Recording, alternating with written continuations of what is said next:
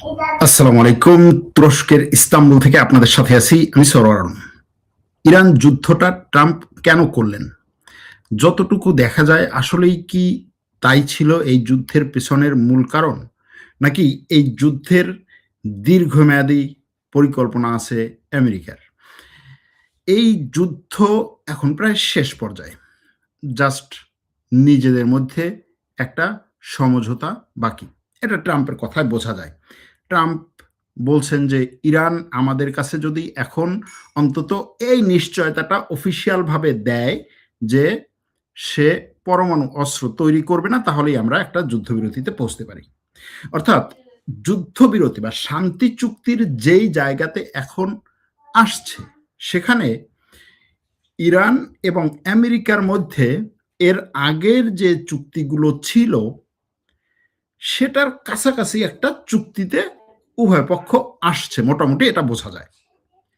তাহলে আগের যে চুক্তি, যুদ্ধের আগে যে অবস্থানে তারা ছিল প্রায় কাছাকাছি অবস্থানেই যদি আসে, তাহলে এই যুদ্ধটা কেন, কার জন্য, কিসের জন্য? এই প্রশ্নটা সবার আগে এখন বড় হয়ে আসবে। যুদ্ধবিরতি চীন সফরের আগে, ট্রাম্পের চীন সফরের আগেই এই যুদ্ধবিরতিটি ট্রাম্প করতে চাচ্ছেন এবং তার এই চীন সফর নিয়ে দুই পক্ষের মধ্যে যে আলোচনাগুলো, সেই আলোচনায় সবচেয়ে বেশি প্রাধান্য পাচ্ছে এই যুদ্ধবিরতি।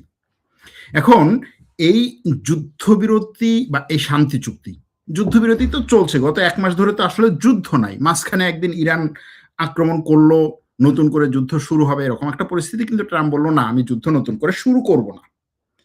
যুদ্ধ নতুন করে শুরু করার কোনো মানে নাই। আমরা ইরানকে একটা সুযোগ দিতে চাই। তিনি ইরানকে আসলে অনেকগুলো সুযোগ দিয়েছেন। সহজ কথা যেটা, যে প্রথম এককভাবে যুদ্ধবিরতি ঘোষণা দিলেন, বললেন যে আমি ইরানকে সুযোগ দিতে চাই। তারপরে বললেন এই কয়েকদিনের মধ্যে ইরান যদি একটা বাস্তবসম্মত প্রস্তাব নিয়ে না আসে তাহলে আমি আক্রমণ করব। তারপরে সেই আক্রমণের দিন তারিখ যখন শেষ হলো, তিনি বললেন ইরানকে আমি আরেকটা সুযোগ দিতে চাই। তারপরে তিনি মুখ রক্ষার জন্য হরমুজ প্রণালী বন্ধ করলেন, অনেকে বলছেন মুখ রক্ষার জন্য।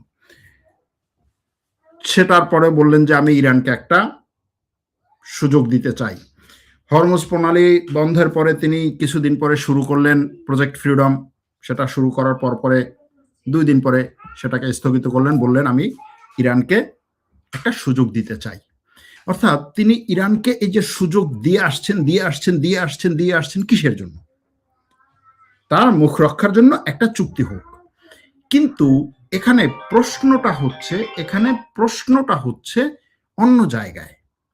প্রশ্নটা হচ্ছে যে যদি ইরানের সাথে একটা চুক্তির জন্য ট্রাম্প বারবার ইরানকে সুযোগ দিতেই চায়, তাহলে এই সুযোগটা সে কেন যুদ্ধ শুরুর আগে দিল না?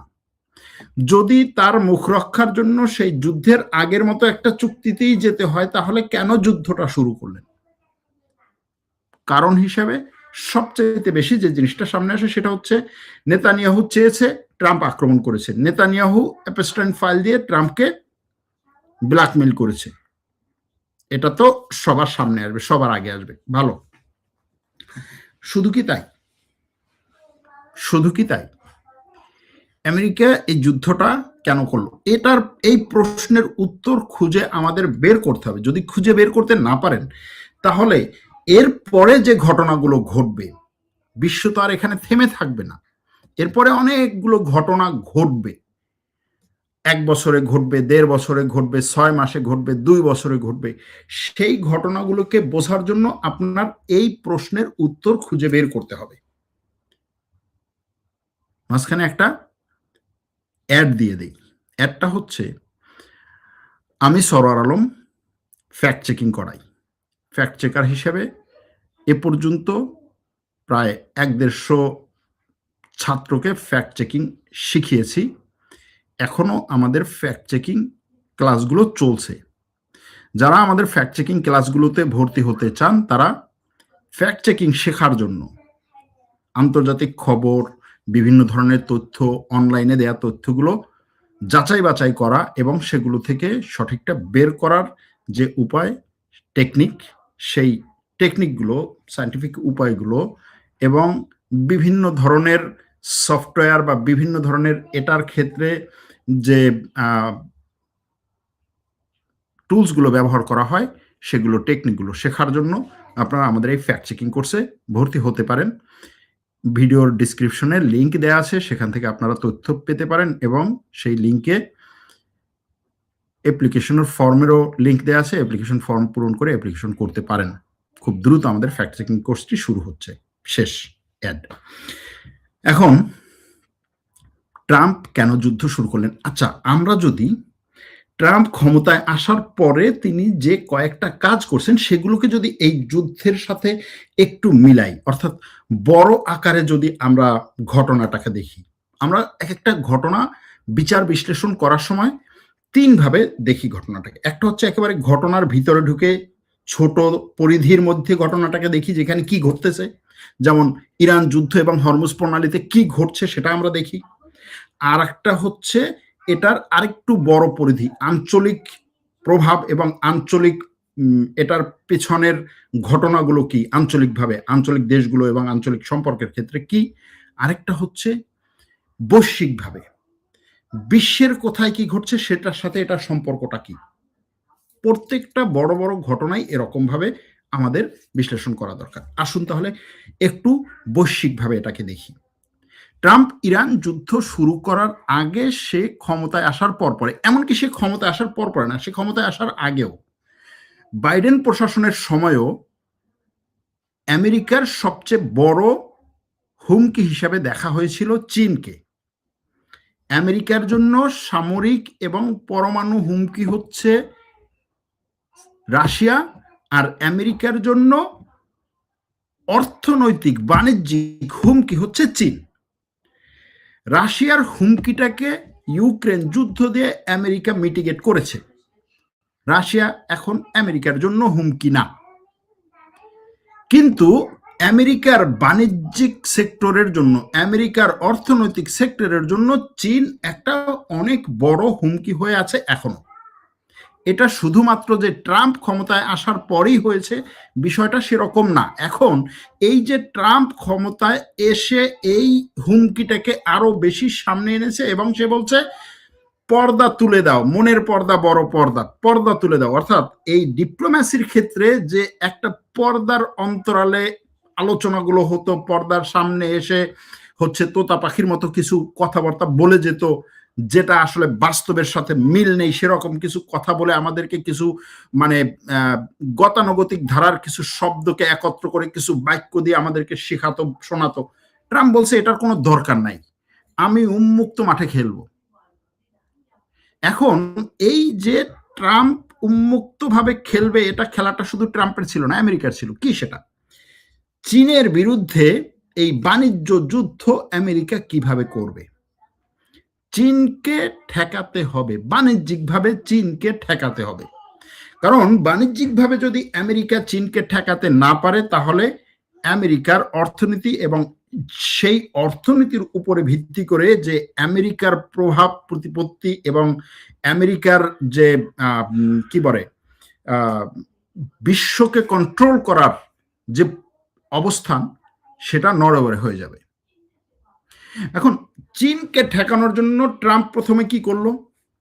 ট্যারিফ নিয়ে আসলো।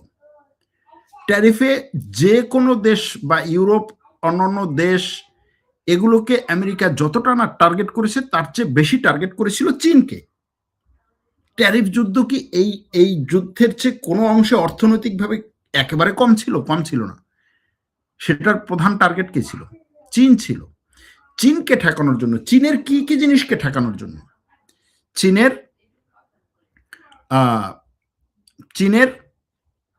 এটাকে কি বলে, সাপ্লাই চেন, প্রোডাকশন লাইন এবং ব্যাপক পরিমাণে যে হচ্ছে সস্তা উৎপত্তি করে তারপরে হচ্ছে বড় বড় মার্কেটে ঢোকা, সেই সিস্টেমটাকে একটা পুরোপুরি ধ্বংস করা না, কিন্তু সেই সিস্টেমটায় ব্যাঘাত ঘটানোর চেষ্টা করা হয়েছিল।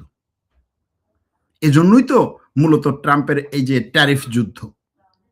ট্রাম্পের এই ট্যারিফ যুদ্ধের বিরুদ্ধে আমেরিকার বড় বড় কোম্পানি, টেক কোম্পানি, অমুক কোম্পানি, সমুক কোম্পানি খুব বড় ধরনের কথা কিন্তু বলে নাই। আরো যদি একটু পিছনে যাই, আমার কাছে এটা কেন যেন মনে হচ্ছে, এটাকে অনেকে হচ্ছে কনস্পিরেসি থিওরিও বলতে পারেন, বা আমি নিজেও যদি আবার এই ভিডিও শুনি হয়তো বলবো যে এটা হয়তো মনে হয় কনস্পিরেসি থিওরি। কিন্তু দেখেন এখানে আহ, চীন এবং আমেরিকার মধ্যে এই যুদ্ধটা আজকের না। চীন অর্থনৈতিকভাবে যখন ব্যাপক পরিমাণে আগাচ্ছে, সেই আগানোতে সবাই ধাক্কা খাচ্ছে, সবাই।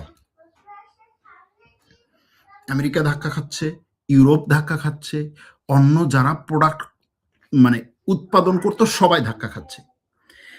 একটা সময় পর্যন্ত আমেরিকা এবং ইউরোপ চীনকে টেনে বড় করেছে, যে হ্যাঁ তোমরা বড় হও, আসো, তুমি তোমার তোমার জন্য আমি বাজার উন্মুক্ত করলাম, তোমার জন্য আমি হচ্ছে আমার কি বলে লোকজনকে শিক্ষা দীক্ষা দিয়ে তৈরি করলাম, এগুলো সব ছিল। চীন সস্তায় সারা বিশ্বের বাজারে ঢুকলো। তখন আমেরিকা ইউরোপের ধারণা ছিল ঠিক আছে, কোয়ালিটি সম্পন্ন জিনিস আমি তৈরি করব, স্বল্প দামের জিনিস চীন তৈরি করবো, ওই সস্তা জিনিসের পিছনে আমার দৌড়ানোর দরকার নেই। আমি একটা জুতা বানাবো, জুতার অরিজিনাল জিনিস সব বানাবো, ফিতাটা চীনের কাছ থেকে নিয়ে যাবে, ফিতার জন্য আমি কেন হচ্ছে আবার পরিশ্রম করব। অথবা একটা জিনিসের অরিজিনালটা আমি জার্মানিতে বানাবো, ইটালিতে বানাবো, তারপরে হচ্ছে ইউরোপের অন্য জায়গায় বানাবো, আমেরিকাতে বানাবো, ভিয়েতনামে বানাবো, তাইওয়ানে বানাবো, চীনে জাপানে বানাবো, তারপরে হচ্ছে এই দক্ষিণ কোরিয়াতে বানাবো, অস্ট্রেলিয়াতে বানাবো, সেগুলো বিক্রি করব। চীন বানাবে 1 টাকায়, বিক্রি করবে 2 টাকায়, আমি বানাবো 2 টাকায়, বিক্রি করবো 2000 টাকা, ব্র্যান্ড বিক্রি করবে, এবং এটা তারা করেছে। কিন্তু চীন এই 2 টাকায় বিক্রি করে সেখান থেকে লাভ করে করে সেটা দিয়ে সে কি করছে, সে ওই 2000 টাকার কোয়ালিটির জিনিস সে তৈরি করে বলছে 2000 টাকা না, আমি তোমার কাছে 200 টাকা বিক্রি করবো, তাতে আমার প্রচুর লাভ। এই জায়গায় এসে ধাক্কাটা খাওয়া শুরু করেছে। কবে খাওয়া শুরু করেছে তারা? 2010 থেকে 15 সালের মধ্যে প্রথম ধাক্কা খাওয়া শুরু করেছে। তখন থেকে তাদের টনক নড়েছে, চীনকে ঠেকাতে হবে। এখন দেখেন, করোনা ভাইরাস বিশ্বের সবচেয়ে বড় কোন ধাক্কাটা দিয়েছিল? করোনা ভাইরাস বিশ্বে সবচাইতে বড় কোন ধাক্কাটা দিয়েছিল? Supply chain. সবচাইতে বড় ধাক্কাটা খেয়েছিল হচ্ছে সাপ্লাই চেইন। করোনা ভাইরাস প্রথম কোথায় প্রকাশ পায়? চীনে। এবং ধারণাটা ছিল যে ভাইরাসটা চীনে ছড়াবে, মোটামুটি চীনের মধ্যে ছড়ানোর সাথে সাথেই হচ্ছে অন্য দেশগুলোকে কোয়ারেন্টাইনে, বা অন্য দেশগুলো হচ্ছে চীনের সাথে একটা কি বলে দূরত্ব তৈরি করবে, এবং এই দূরত্ব তৈরি করার মধ্যে চীনের মধ্যে এমন একটা পরিস্থিতি তৈরি হবে, এমন একটা ক্যাওস তৈরি হবে, চীনের পুরো সাপ্লাই চেইন ধসে পড়বে, এবং আমরা এখান থেকে গেইনার হব।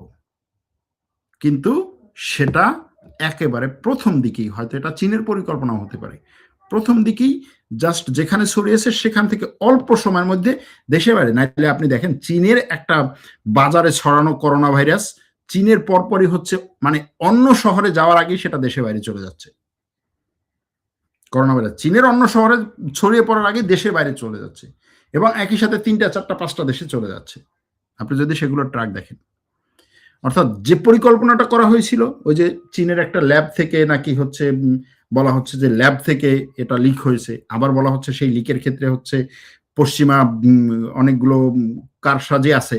যদি সেরকমই থাকে তাহলে ওখানে পরিকল্পিতভাবে এই জিনিসটা করা হয়েছিল। শেষ পর্যন্ত আমরা কি দেখলাম? সারা বিশ্বের সাপ্লাই চেইন হচ্ছে ধস।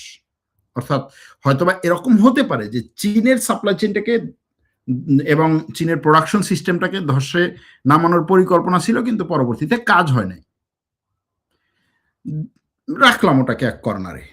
হতেও পারে, নাও হতে পারে, জাস্ট হচ্ছে কর্নারে রাখলাম। ট্রাম্প আসার আগে বাণিজ্যিকভাবে চীন প্রধান শত্রু। ট্রাম্প আসার পরে বলল যে ঠিক আছে, চীনকে আমি শুল্ক দেব, 400-500% শুল্ক, চীন থেকে সব কোম্পানি টেনে নিয়ে আসবো আমার দেশে। কাজ হয় নাই। তারপরে কি করলো? গ্রিনল্যান্ডের কথা নিয়ে আসলো। এরপরে হচ্ছে এই কি বলে গ্রিনল্যান্ড, গ্রিনল্যান্ডের পরে হচ্ছে আপনার কানাডা, কানাডার পরে হচ্ছে পানামা। এই 3টা জিনিস ট্রাম্প নিয়ে আসছে না? এই 3টা জিনিস কি? এই 3টা জিনিস হচ্ছে আমেরিকার আশেপাশে যে মূল যে হচ্ছে কি বলে বাণিজ্যিক লাইন, সাপ্লাই লাইন, যেটা এই মূল 3টা লাইন হচ্ছে এইখানে। হ্যাঁ, রেয়ার আর্থ তো আছেই, কিন্তু মূল যে সাপ্লাই লাইন আমেরিকার চারিদিকে এইখানে, যে আমার এই সাপ্লাই রুট, বাণিজ্যিক রুটকে আমার কন্ট্রোল করতে হবে। অন্তত এই বাণিজ্যিক রুটটাকে যদি আমি, এবং আমার এই যে কি বলছে তারা বলছে যে আমার এখন প্রধান জায়গা হচ্ছে সাউদার্ন হেমিস্ফিয়ার, নাকি অর্থাৎ আমেরিকার গোলার্ধ, ওয়েস্টার্ন হেমিস্ফিয়ার, আমেরিকান গোলার্ধ যদি বলি, যে আমার মূল এখন জায়গা হচ্ছে আমেরিকান গোলার্ধ, ল্যাটিন আমেরিকা এবং উত্তর আমেরিকা আর দক্ষিণ আমেরিকা, এই জায়গার কন্ট্রোলটা, এটার বাইরে, এটার মধ্যে আমি কাউকে ঢুকতে দেব না। যে চীন যে বিশাল একটা কি বলে দৈত্য হিসেবে আসছে, বাণিজ্যিক দৈত্য হিসেবে আসছে, ঠেকাতে না পারলেও অন্তত তাকে যদি থামাতে না পারে, অন্তত আমার এই গোলার্ধে তাকে ঢুকতে দেয়া যাবে না। সেটার জন্য সে পানামার উপরে কন্ট্রোল, পানামার বা এই কি বলে পোর্ট, পানামার খালের যে নিয়ন্ত্রণ, সেগুলো হচ্ছে চীনের দেওয়া, চীনের কাছে দেওয়া। আমেরিকা বলছে এগুলো আমাকে দিতে হবে, নাইলে তোমার উপর আমি এটা করবো সেটা করবো। ভেনেজুয়েলার আক্রমণ এটারও একটা অংশ। ভেনেজুয়েলা থেকে তেলগুলো কে নিচ্ছে? সবচেয়ে বেশি নিচ্ছে চীন। তো তুমি আমার বাসার পাশে এসে তেল নিবে, তোমার প্রোডাকশন হচ্ছে তেল আর গ্যাসের উপরেই তো মূলত। তাহলে ভেনেজুয়েলার তেলটাকে আমি আটকালাম, সেটাকে আটকে দিয়েছে। ভেনেজুয়েলার তেলটাকে আটকে দেওয়ার পরে পানামা খালের যদি হচ্ছে সে কন্ট্রোলটা নিতে পারে, ওইদিকে এই কি বলে গ্রিনল্যান্ড নিয়ে মোটামুটি ইউরোপের সাথে একটা রফাদফা করার চেষ্টা করছে, যে অন্তত এই অঞ্চলের কন্ট্রোল অন্য কারো হাতে যেন না যায়। এরপরে বাণিজ্যিক রুটে আর বাকি থাকে কি? চীনের কাছে যাওয়ার সবচেয়ে গুরুত্বপূর্ণ বাণিজ্যিক রুট হচ্ছে মালাক্কা প্রণালী। আর এই মালাক্কা প্রণালীর উপরে আমেরিকার কন্ট্রোল এখনো পর্যন্ত খুব বেশি না, যতটা কন্ট্রোল তার এই মধ্যপ্রাচ্যে। এখন এই মধ্যপ্রাচ্যে চীনের যে রুট, দুটো জায়গা, একটা হচ্ছে হরমুজ প্রণালী, আরেকটা হচ্ছে বাব আল মানদেব। তো এখন আপনি যদি হরমুজ প্রণালী, বাব আল মানদেব, পানামা খাল, 3টা জায়গার কন্ট্রোল যদি আপনি নিতে পারেন, বিশ্ব বাণিজ্যের 50% আপনার নিয়ন্ত্রণ পুরোপুরি।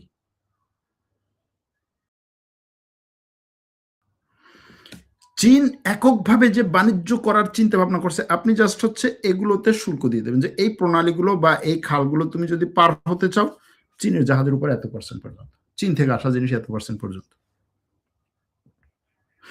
এখন দেখেন, ইরান যুদ্ধ হলো, আচ্ছা মালাক্কা প্রণালী নিয়ে যেহেতু বলেছি, সেখানেও একটু বলি। মালাক্কা প্রণালীর আশেপাশের দেশগুলো কি? Malaysia, Indonesia, Singapore. ইন্দোনেশিয়ার সাথে আমেরিকা কয়েকদিন আগে, কিছুদিন আগে একটা চুক্তি করেছে, যে ইন্দোনেশিয়ার আকাশ সীমা ব্যবহার করার জন্য আমেরিকার কোনো যুদ্ধ জাহাজের কোনো অনুমতি নেওয়ার দরকার নাই। কিসের জন্য, কার জন্য, কেন? এখন এবারে আসি হরমুজ প্রণালী, বাব আল মানদেব। হরমুজ প্রণালী এই যুদ্ধ শুরু হওয়ার পরে প্রথম ধাক্কাটা লাগলো কোথায়? হরমুজ প্রণালীতে। সবাই তো আমরা বলছি যে আমেরিকা বুঝতেই পারেনি যে হরমুজ প্রণালী, ট্রাম্প বলছে আমি বুঝতেই পারিনি যে হরমুজ প্রণালী হচ্ছে এইভাবে ইরান বন্ধ করে দিবে। কিন্তু এই খবরের সাথে সাথেই আরেকটা খবর কি, যে আমেরিকার ট্রাম্পের আগে প্রত্যেকটা প্রশাসন, প্রত্যেকটা গোয়েন্দা সংস্থা, প্রত্যেকটা আমেরিকান সংস্থা বলছে ইরানের সাথে যুদ্ধ হলেই ইরান হরমুজ প্রণালী বন্ধ করে দিবে। এটাই হচ্ছে সবচাইতে বড়, মানে তাদের যে হিসাব নিকাশ, সেটা যে আমেরিকার সাথে যুদ্ধ হলেই ইরান সবার আগে হরমুজ প্রণালী বন্ধ করে দেবে। সেটা জেনেই তো আক্রমণ করেছে। ট্রাম্প যদি বলে আমি জানতাম না। ওকে, হরমুজ প্রণালী বন্ধ করলে কার কার ক্ষতি হবে? মধ্যপ্রাচ্যের দেশগুলোর ক্ষতি হবে, ইরানের ক্ষতি হবে, কাতারের ক্ষতি হবে, কুয়েতের ক্ষতি হবে, সৌদি আরবের কিছু ক্ষতি হবে, সংযুক্ত আরব আমিরাতের কিছু ক্ষতি হবে। কিন্তু সবচেয়ে বড় ক্ষতিটা কার হবে? চীনের। মানে বড় অর্থনীতি হিসেবে যদি ধরা হয়, এই অঞ্চলের বাইরে, এরা তো আঞ্চলিক দেশ, এরা তো ক্ষতিগ্রস্ত হবেই, কিন্তু এর বাইরে সবচাইতে বেশি ক্ষতিগ্রস্ত হবে হচ্ছে চীন, সেটাই হচ্ছে। আবার সংযুক্ত আরব আমিরাতকে দিয়ে, সংযুক্ত আরব আমিরাত কি ইসরায়েলের সবচাইতে হচ্ছে বোঝম ফ্রেন্ড, ঘনিষ্ঠ বন্ধু। সংযুক্ত আরব আমিরাত কি করতেছে, বাব আল মানদেবের দুই পাশে তার যতটুকু সম্ভব ক্ষমতা খাটানোর চেষ্টা করছে। ইয়েমেনকে ভাগ করে বাব আল মানদেবের পাশে ইয়েমেনের যে অংশটুকু, সেই অংশটুকু সংযুক্ত আরব আমিরাত পন্থীদের হাতে নেওয়ার জন্য যথেষ্ট চেষ্টা করছে। এটার অপর সাইডে বা জাস্ট হচ্ছে এই কি বলে আরব সাগরের অপর দিকে কোন দেশ, সোমালিয়া, সোমালিয়াকে ভেঙে সোমালিল্যান্ড করেছে। কোন দুইটা দেশ সোমালিল্যান্ডকে জাস্ট হচ্ছে স্বীকৃতি দিয়েছে এবং সবকিছু করেছে? সংযুক্ত আরব আমিরাত, ইসরায়েল। কার জন্য? সোমালিল্যান্ড গেল, সোমালিল্যান্ডের জাস্ট পরেই হচ্ছে মানে সোমালিয়া, ইথিওপিয়া, এরপরই তো হচ্ছে সুদান। সুদানেরও আবার এই লোহিত সাগরের সাথে তার উপকূল আছে, সুদানকে ভাঙার পরিকল্পনা করা হচ্ছে। এরপরে মিশর, মিশরের সুয়েজ খাল, ওকে আছে থাক, মিশর তো সবসময় টার্গেটে। জাস্ট মিশর থেকে বের হয়ে সুয়েজ খাল পার হওয়ার পরেই হচ্ছে আপনার লিবিয়া, লিবিয়াকে ভেঙে দুই ভাগ করার চেষ্টা করা হচ্ছে সংযুক্ত আরব আমিরাত। কার জন্য, কার বিরুদ্ধে, কার কথায়? এখন ধরেন এই হরমুজ প্রণালী, বাব আল মানদেব, সুয়েজ খাল, হরমুজ প্রণালী নিয়ে এই যুদ্ধে এখন যে অবস্থায় আছে, যে হরমুজ প্রণালী উন্মুক্ত করতে হবে, ট্রাম্প বলছে আমি এটা উন্মুক্ত করার জন্য সবকিছু করছি, এবং এই যুদ্ধ বন্ধের জন্য সে সবকিছু করছে। যুদ্ধ বন্ধের জন্য কি হয়েছে? ঠিক আছে, যুদ্ধ বন্ধের জন্য ইরান যদি আমাদের পরমাণু অস্ত্র হচ্ছে আমাদের হাতে দিয়ে দেয় তাহলেই হবে, পরমাণু প্রকল্প যদি পুরোপুরি ধ্বংস করে দেয় তাহলেই হবে, তার মিসাইল প্রকল্প সব ধ্বংস করে দিলে তাহলেই হবে। এগুলোই তো ছিল। এখন কি বলছে? এখন বলছে ইরান প্রকাশ্যে আমাদেরকে জাস্ট হচ্ছে বলুক যে সে কোনোদিন হচ্ছে ইউরেনিয়াম বানাবে। ইরান তো প্রকাশ্যে বলেই দিয়েছে। আয়াতুল্লাহ খামেনেইর তো ফতোয়াই ছিল যে হচ্ছে পরমাণু অস্ত্র বানানো না জায়েজ। ইরান আমেরিকার সাথে এবং ইউরোপের যে 5টা বড় শক্তি, এদের সাথে তো চুক্তি করেছিল যে আমি পরমাণু অস্ত্র তো বানাবই না, ইউরেনিয়াম সমৃদ্ধকরণ একটা নির্দিষ্ট লেভেল পর্যন্ত রাখবো, তার উপরে যাব না। এটা তো আগেই ছিল, নতুন তো কিছু না। তাহলে এখন কেন সেই জায়গা আসছে? সেই জায়গা আসছে এই কারণে যে ইরানের এই যুদ্ধে আমি যে জিতছি এটা দেখানো দরকার। এটা গেল এক জায়গায়। দ্বিতীয় জায়গাটা হচ্ছে হরমুজ প্রণালী নিয়ে আমেরিকা এবং চীন যদি একটা চুক্তি করে, অথবা আমেরিকা এবং ইরান যদি একটা চুক্তি করে, আমি জানি না, এরকম একটা চুক্তি যদি চলে আসে সামনে, যে হরমুজ প্রণালীর নিয়ন্ত্রণ ইরান এবং আমেরিকা, অথবা ইরান এবং মধ্যপ্রাচ্যের দেশগুলো, সেই দেশগুলোর মধ্যে কে কে থাকবে? সেই দেশগুলোর মধ্যে থাকবে ওমান, সেই দেশগুলোর মধ্যে থাকবে সংযুক্ত আরব আমিরাত। কারণ হচ্ছে হরমুজ প্রণালীর একদিকে ইরান আর একদিকে ওমান আর সংযুক্ত আরব আমিরাত, এর বাইরে তো কেউ নেই।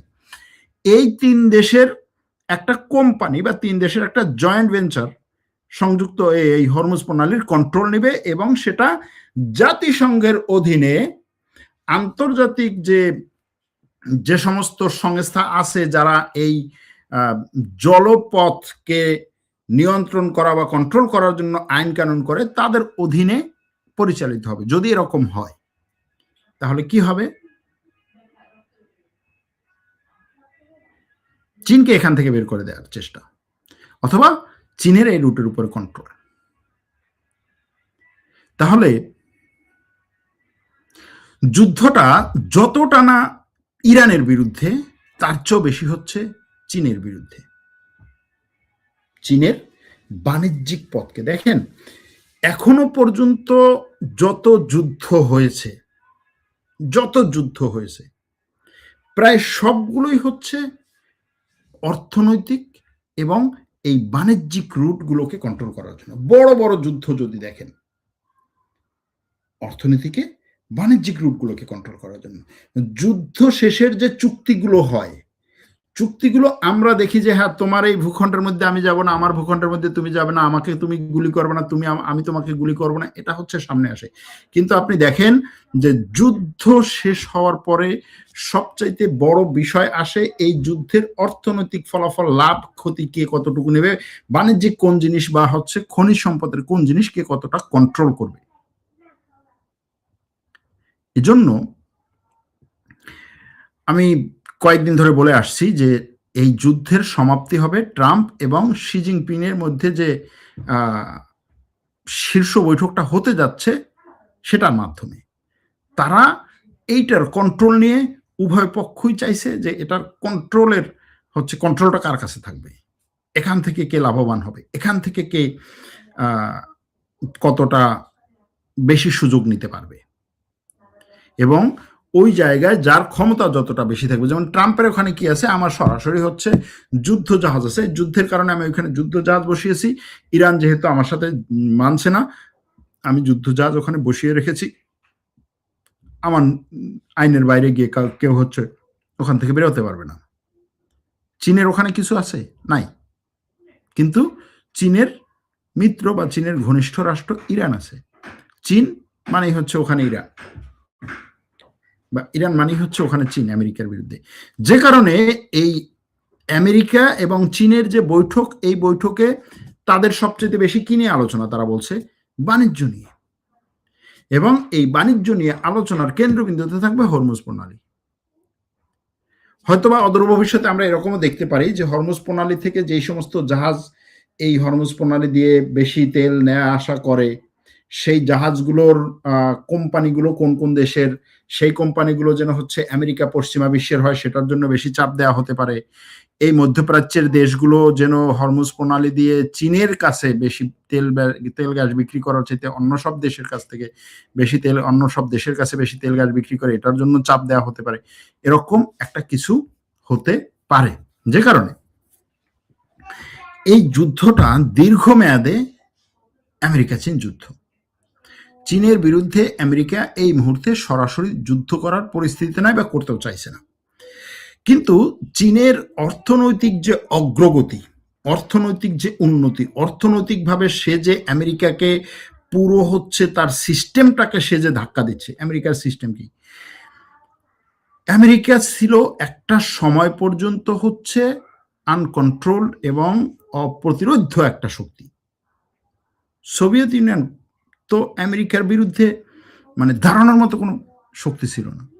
পুরো ইউরোপ এবং চীনের আশেপাশে যে দেশগুলো, এগুলোকে আমেরিকা বলতো যে তুমি আমার পাশে থাকো, তুমি শক্তিশালী হবা, অর্থনৈতিক শক্তি তুমি করবা, আর হচ্ছে সামরিক সাপোর্ট আমি দেব। এর বিরুদ্ধে কারো কোনো টুটা শব্দ ছিল না। বিশ্বের যত সংস্থা করা হয়েছে দ্বিতীয় বিশ্বযুদ্ধের পর থেকে, যদি এগুলোকে আন্তর্জাতিক সংস্থা বলা হয়, সব দেশ এগুলোর সদস্য বলা হচ্ছে, কিন্তু সবগুলো করা হয়েছে আমেরিকার হাতে, আমেরিকার নির্দেশে, আমেরিকার পরিকল্পনায়, আমেরিকার পক্ষে এবং আমেরিকার জন্য।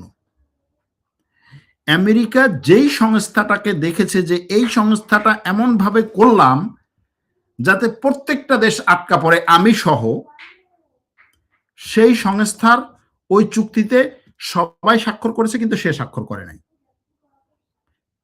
আন্তর্জাতিক সংস্থা আমেরিকার কন্ট্রোলে একটা গঠনতন্ত্র বা চুক্তি নিয়ে আসছে, যেই চুক্তির মূল নেতৃত্ব দিচ্ছে আমেরিকা, এবং সবাই জানে যে এই চুক্তিতে সবাই আটকা পড়বে, সবাই সেটা তারপরেও মেনে নিচ্ছে। শেষ পর্যন্ত আমেরিকা বলছে আমি এই চুক্তিতে স্বাক্ষর করব না। যেমন সাগরের জলসীমা নিয়ে যে আইন, এই আইনে প্রায় সব দেশই স্বাক্ষর করেছে, কয়েকটা দেশ স্বাক্ষর করে না, তার মধ্যে অন্যতম হচ্ছে আমেরিকা। এরকম আরো অনেক আইন আছে। আইসিসি, আমেরিকা বলছে কি যে আইসিসি তো গঠনই করা হয়েছে হচ্ছে আফ্রিকার এবং আমেরিকা বিদ্বেষী দেশগুলোর, যাদেরকে আমেরিকা কালপ্রিট মনে করে তাদের শাস্তি দেওয়ার জন্য।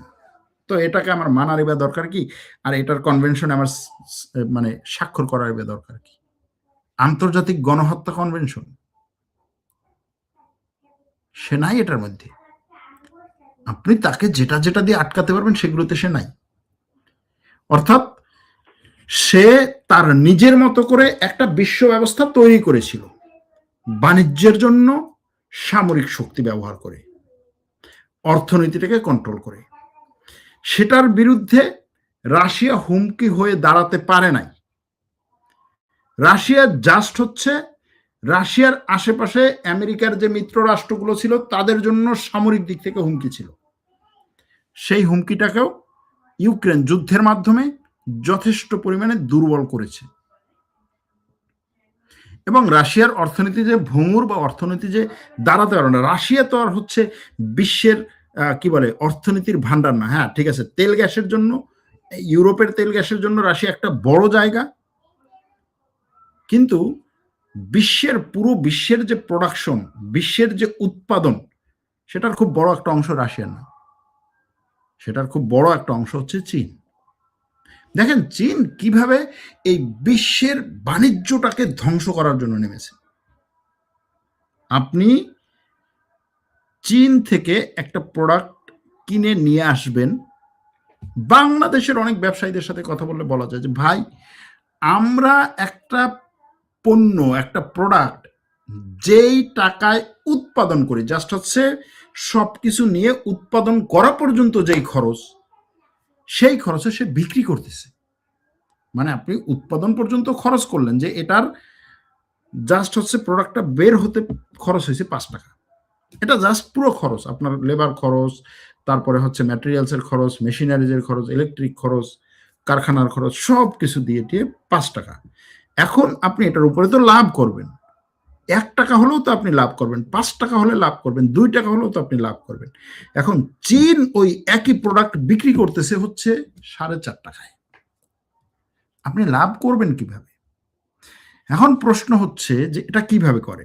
তার কিছু অনেক কোম্পানির সাথে কথা বললেও দেখা যায়, বাংলাদেশে অনেক কোম্পানির সাথে কথা, ভাই আমার প্রোডাক্টটা আমি যেই র ম্যাটেরিয়ালস কিনি সেই র ম্যাটেরিয়ালসও আমি চীন থেকে কিনি, ওর বাজার থেকেই, অথবা আমার নিজের দেশে এই র ম্যাটেরিয়ালস আছে, আমার কারখানা, আমার শ্রমিক, আমি উৎপাদন করতেছি, উৎপাদনের পরে যে খরচ প্রায় একই খরচ চীনের হওয়ার কথা। বাংলাদেশে একটা জিনিস উৎপাদনের যেরকম খরচ প্রায় একই খরচ চীনের হওয়ার কথা, তাহলে সে আমার উৎপাদন খরচের চেয়েও কম দামে কিভাবে বিক্রি করে? চীনের সরকার হয়তোবা এখানে এই কোম্পানিগুলোকে বড় ধরনের একটা অর্থনৈতিক সাপোর্ট দেয়, দিয়ে যে অর্থনীতি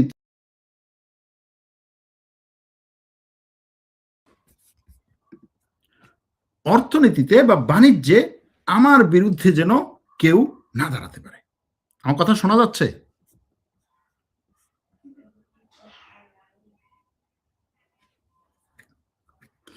শুনেন, এক দর্শক, আমার কথা শোনা গেলে একটু জানাবেন। মাঝখানে হচ্ছে এক দর্শক, এই দর্শকটাকে আপনারা একটু করতে পারেন।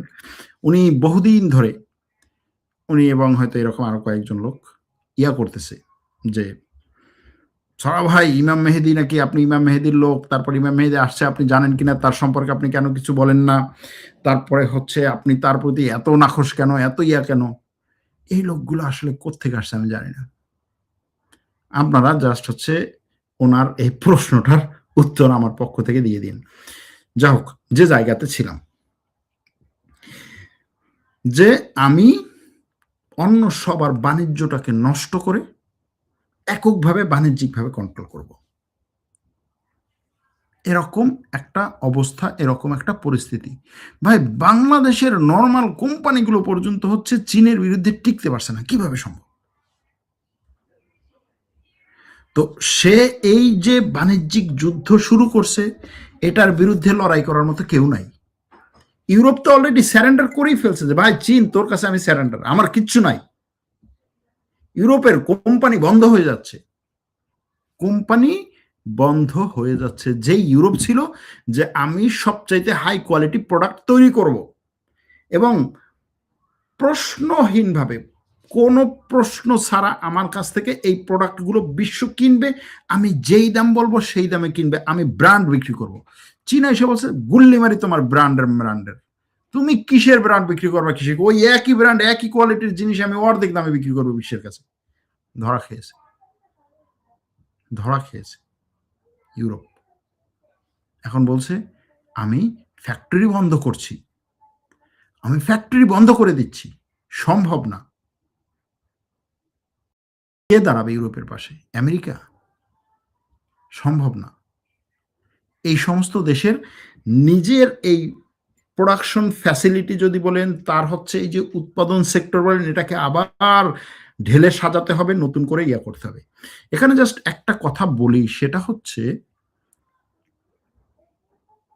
ধরেন এই যে চীন ধাক্কাটা দিচ্ছে, একটা কোম্পানি যদি বন্ধ হয়ে যায়, ফ্যাক্টরি বন্ধ হয়ে যাচ্ছে, আপনি ২ দিন পর ওই ফ্যাক্টরি মানে চালু করতে পারবেন না। আর ফ্যাক্টরি বন্ধ হয়ে যাওয়া মানে হচ্ছে আপনার বিশাল, বিশাল লস।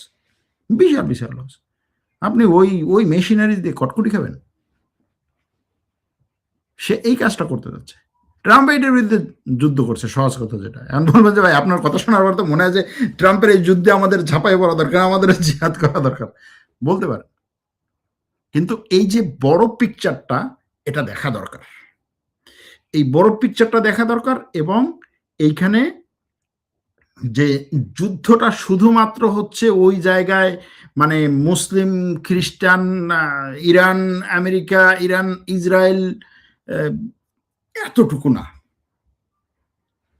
বড় আপনি যদি সিলসিলাটা দেখেন, টাইমলাইনটা দেখেন, তাহলে দেখবেন যে একটার পর একটা, একটার পর একটা, একটার পর একটা, মানে A plan, B plan, C plan, তারপরের প্ল্যান, তারপরের প্ল্যান, এটার পরে এটা, এটার পরে এটা, এরকম আসছে। এই যুদ্ধ শেষ হয়ে গেলে আরেকটা আসবে। করতে হবে তাদের। চীনকে না ঠেকানো ছাড়া কারো কোনো উপায় নেই।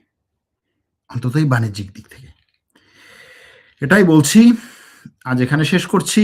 শেষ করার আগে আপনাদের কাছে আবারও বলে যাই যে আমাদের fact checking, Turkish language course, journalism course, এগুলোতে ভর্তি চলছে। আপনারা আমাদের ডিসক্রিপশনে যে তথ্য দেয়া আছে সেখান থেকে, ওখানে হোয়াটসঅ্যাপ নাম্বার দেওয়া আছে, তাদের সাথে যোগাযোগ করতে পারেন। ইমেইল অ্যাড্রেস দেওয়া আছে, ইমেইল করতে পারেন।